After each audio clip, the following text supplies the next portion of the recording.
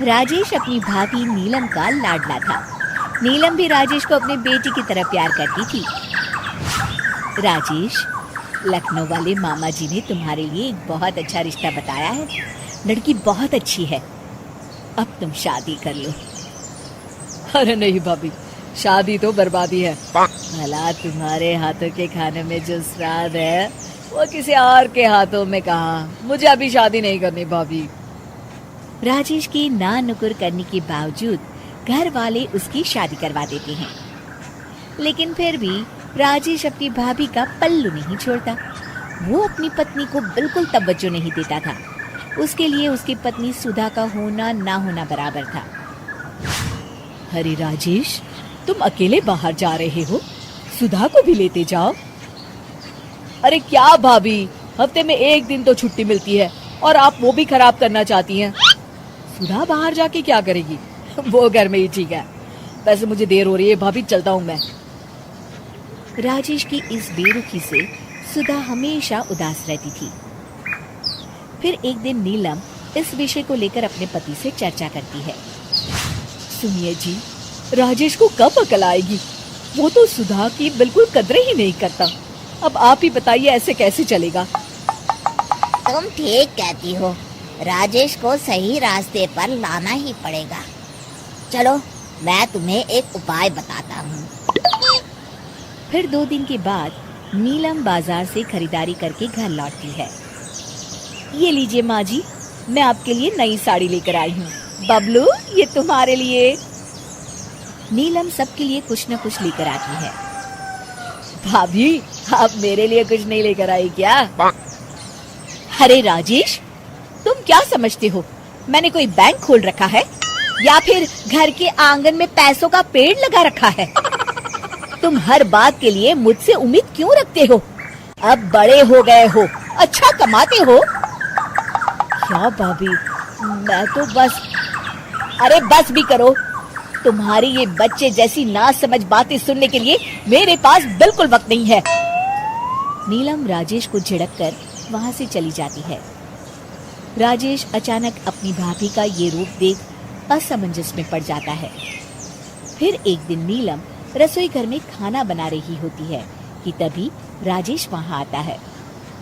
भाभी, आज मैंने अपने बॉस से वादा किया है कि उनके लिए आपके हाथों का बना गाजर का हलवा लेकर आऊंगा। आपके हाथ से बने गाजर के हलवे में तो जादू है, जादू। मेरे बॉस तारीफ करते नहीं थकते। प्लीज अब जल्दी से बना दीजिए ना भाभी। नीलम राजेश के ऊपर भड़क जाती है। तुम्हारा दिमाग खराब है क्या? आखिर तुम मुझे समझते क्या हो? इस घर की नौकरानी?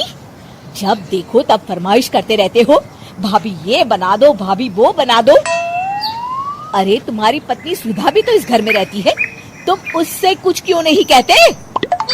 भाभी, आप इस तरह की बातें क्यों कर रही हैं? अरे बस भी करो राजेश, मेरा दिमाग और मत खराब करो, जाओ यहाँ से। अपनी भाभी का इस तरह बेरुखी भरा बर्ताव देख राजेश को बड़ा बुरा लगता है और वो उदास होकर अपने कमरे में बैठ जाता है। तभी उसकी पत्नी सुधा वहां आती है। क्या हुआ जी, आप इस तरह उदास क्यों बैठे हैं? राजेश अपनी पत्नी को सारी बात बताता है।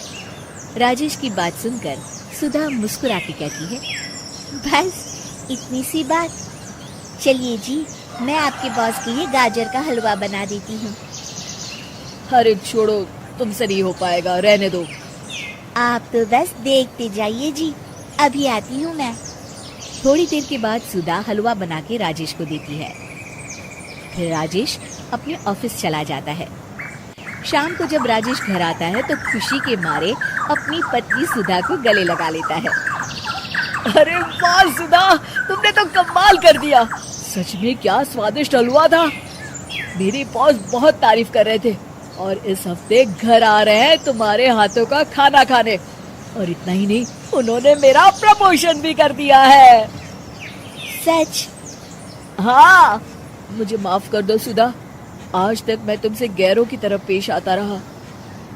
अरे ये कैसी बातें कर रहे हैं जी, मैं तो आपकी पत्नी हूँ। धीरे धीरे राजेश अपनी पत्नी के साथ पूरी तरह घुल मिल जाता है। और अपना ज्यादातर समय सुधा के साथ बिताने लगता है और उसकी हर छोटी मोटी जरूरतों का ख्याल भी रखता है। ये देख राजेश के भैया और भाभी बहुत खुश होते हैं। फिर एक दिन राजेश और सुधा बाहर से घूम कर आते हैं। राजेश, सुधा के प्रति तुम अपनी जिम्मेदारी समझो, इसीलिए मैंने तुम्हारे साथ ऐसा बर्ताव किया था। अगर तुम्हें मेरी किसी बात का बुरा लगा हो तो मुझे माफ कर देना। अरे अरे भाभी, ये क्या कह रही हैं? मैं जानता हूँ आप तो मेरे लिए हमेशा अच्छा ही सोचोगी। आखिर आप वर्ल्ड की बेस्ट भाभी जो है। इसे कहते हैं अंत भला तो सब भला।